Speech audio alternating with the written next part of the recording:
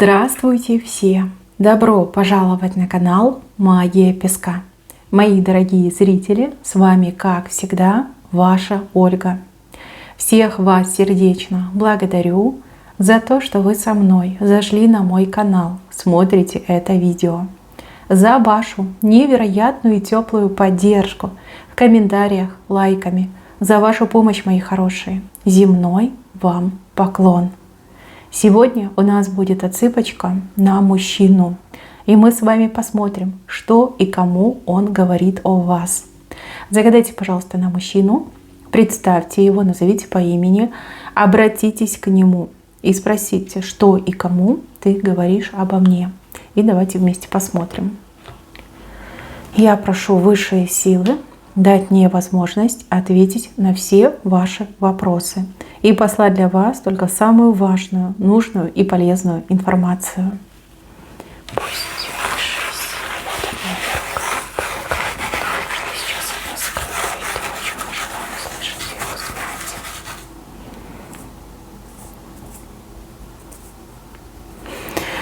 Так, мои хорошие, мужчина.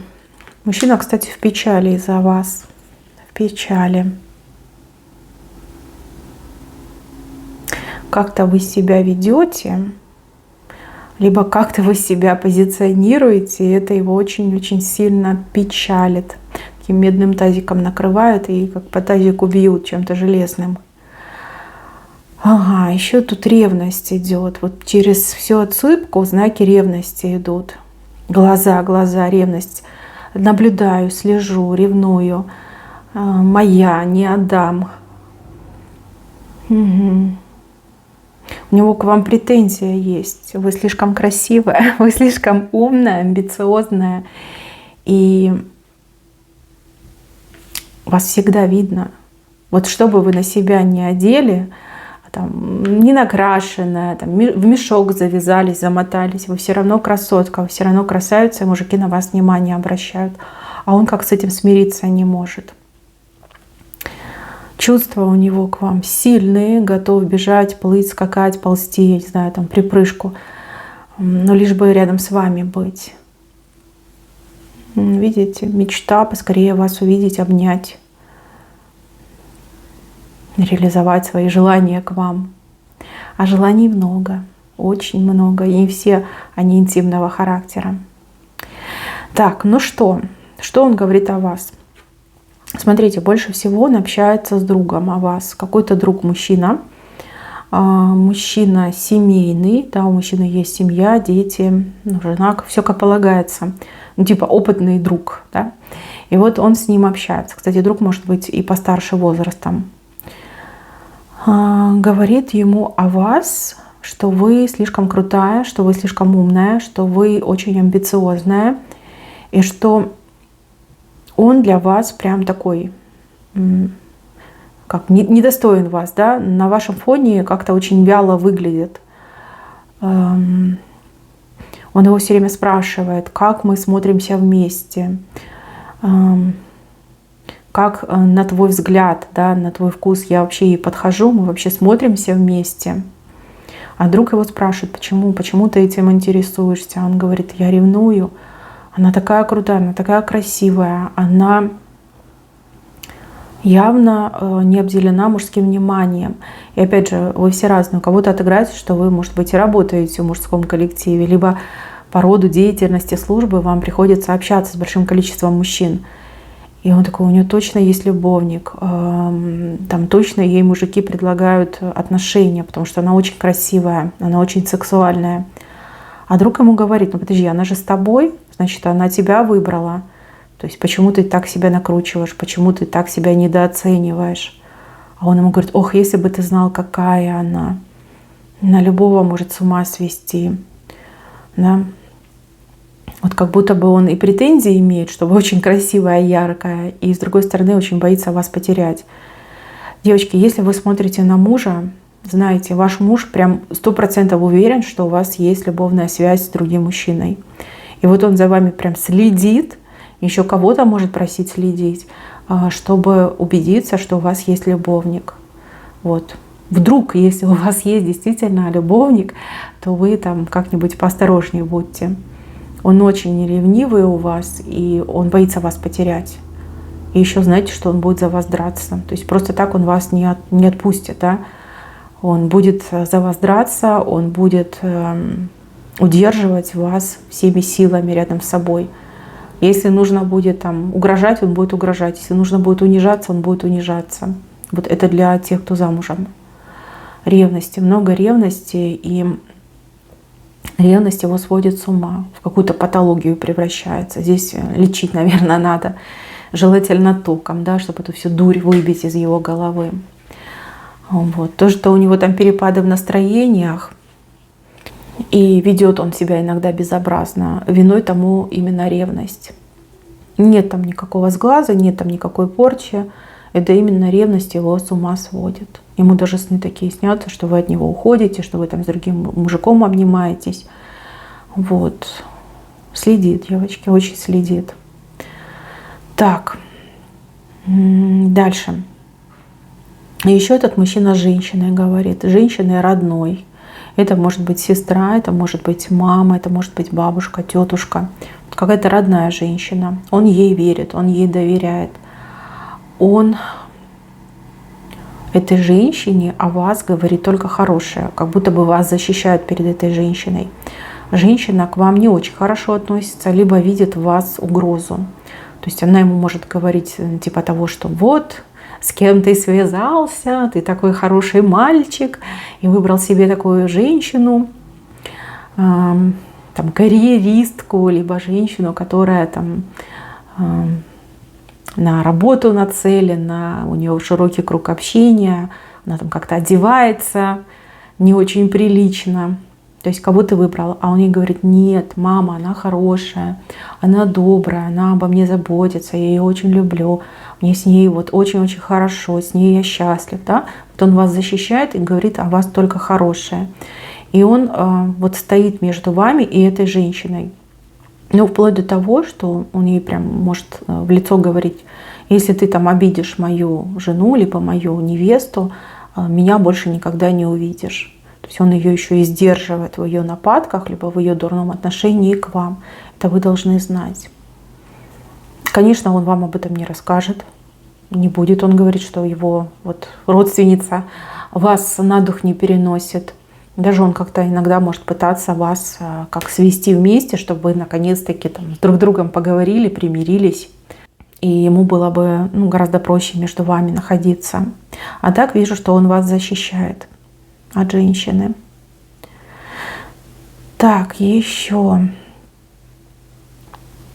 Если это ваш муж, и, например, да, вы в браке, он может общаться с вашими родственниками по поводу вас, так, чтобы вы не знали. И в эти моменты он просит, чтобы родственники на вас влияли. Типа, чтобы вы более там домашние становились, чтобы вы более время дома проводили, чтобы вы, больше там семьей занимались, в таком ключе. Может жаловаться на вас в плане того, что вы там себе лишнего чего-то позволяете. Даже может жаловаться, что вы там его ревнуете, в чем-то ограничиваете. Вот, кстати, у него с вашими родственниками, по крайней мере, с кем-то одним, либо с мамой, либо с папой, очень такие достаточно доверительные отношения. И вот кто-то из ваших родственников его реально жалеет. Вот, и он может себе позволить на вас пожаловаться. Хотя это все, понятно, как игра выглядит, но тем не менее. И все это за вашей спиной происходит, да? Перед вами они могут разыгрывать сцену, что они там друг друга не любят, либо не хотят общаться. А на самом деле очень плотненько с кем-то из ваших родственников общается. Так, еще он говорит о вас. Он очень похоже на, коллеги, наверное, на работе кто-то у него есть.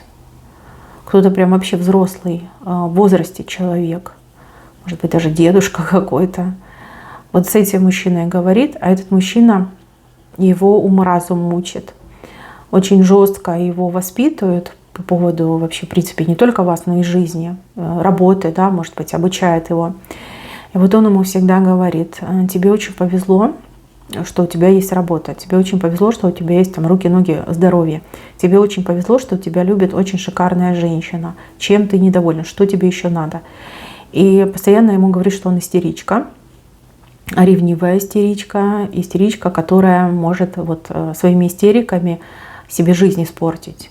То есть, да, он ему говорит: если ты будешь дальше продолжать там жаловаться, либо подозревать, то эта женщина от тебя откажется, найдет себе нормального мужика и будет счастлива. Если ты не будешь там правильно выполнять свою работу, либо будешь там начальству хамить, дерзить, ты останешься без работы, и тебе нечем будет обеспечивать себя, свою семью, там, девушку не за что будет в кафе отвезти, да, цветы подарить не за что будет. То есть его постоянно вычитывают, воспитывают. Ну, хороший, кстати, дедушка, молодец, у него правильные мысли. И он его этими словами как будто бы шлепает периодически. Так, и еще, что вы должны знать. У мужчины, которого вы загадали, есть какие-то комплексы. Комплексы родом из детства, не проработанные, не выявленные. Комплексы, которые с возрастом, они как становятся более тяжелыми, либо растут очень сильно. Да, этот мужчина, если его, например, там, к психологу не отвести, либо не проработать с ним эти комплексы, он с возрастом будет становиться все тяжелее и тяжелее, да, все менее выносимее, все менее терпимей. Вот, поэтому нужно этим заниматься. Если вы его любите, видите с ним свое будущее, пожалуйста, обратите внимание на его психику, на конструкцию его психики. И если вы, ну, например, чувствуете в себе силу помочь ему, помогайте. Лучше это искоренить сейчас, чем потом, когда это будет поздно. И еще, девчонки, очень часто он с кем-то консультируется по поводу подарков для вас, с какой-то женщиной консультируется. Вот что подарить, что женщины любят, там, какие украшения, либо там, цветы, что-то консультацию он получает от какой-то женщины. Возможно, для вас это будет новая информация, но мужчина, которого вы загадали, он достаточно болтливый. Он любит пообщаться, он любит поныть, пожаловаться. Это даже какая-то теневая сторона его жизни.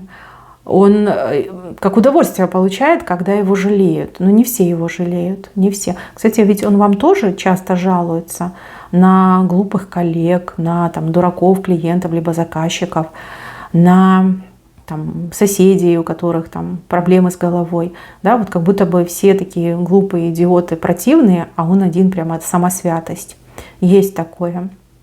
Это тоже, кстати, тревожный звоночек, и это нужно лечить, искоренять, пока не поздно.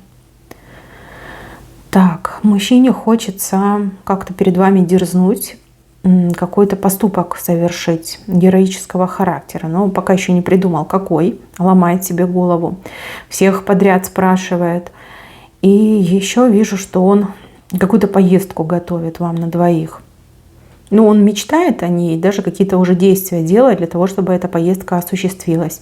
Может быть, отдых, может быть, копит, да, на отдых в другой стране. Подбирает там туры. Время подбирает, что-то он делает. Это сюрприз он вам готовит. Чувства у него к вам сильные, я изначально уже это сказала. Своей жизни он без вас не видит, но может все испортить сам, да, из-за вот этой своей ревности, неуверенности в себе и тех комплексов, да, которые у него есть. Комплексы точно есть. Так, и еще предупредите своего мужчину, чтобы он сдержан был в рассказах про ваши отношения. Вижу, что он может себе иногда такое позволить, приукрасить то, что есть на самом деле. То есть, понимаете, да, там шик, блеск, красота. Она меня любит, она за мной бегает, она с меня пылинки сдувает. И если его спрашивают про личную жизнь, про отношения с вами, пусть ограничится общими фразами, типа, да, все как у всех, да, все как всегда, да, нормально, ничего нового. Вот, вижу, что он иногда перегинает палку, и это может быть поводом для зависти, да? Вам могут завидовать. А зависть, она ведь, понимаете, да, все что угодно может испортить, и она разъедает. Да. Попросите его, чтобы он не распространялся о том, что происходит между вами. Это вот на пользу вам пойдет. Вижу я вас вместе, но смотрите, как он вас поставил. Он справа, вы слева.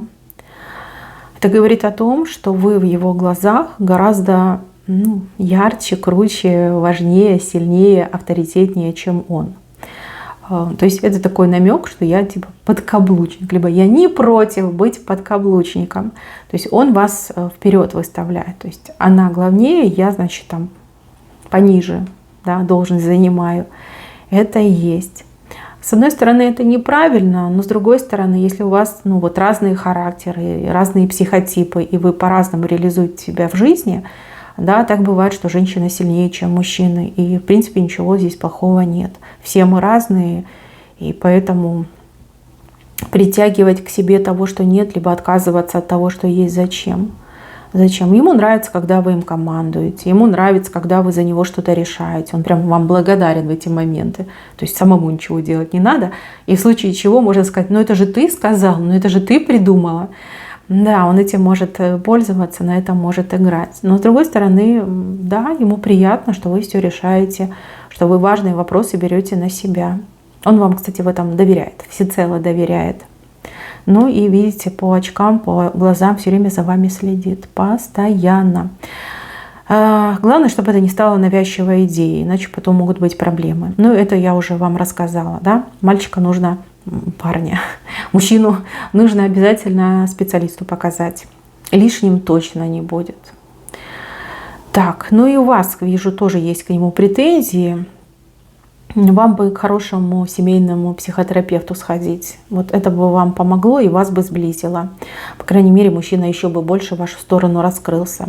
Да и вы бы лучше стали его понимать. Да? Может быть, каких-то конфликтов удалось бы избежать. Но это дело ваше, это всего лишь рекомендация. Вас вижу вместе и вижу, что у вас еще очень много-много впереди счастливых моментов на двоих. Так, мои хорошие, на этом все. Берегите себя. Всем спасибо за внимание. Всем пока-пока.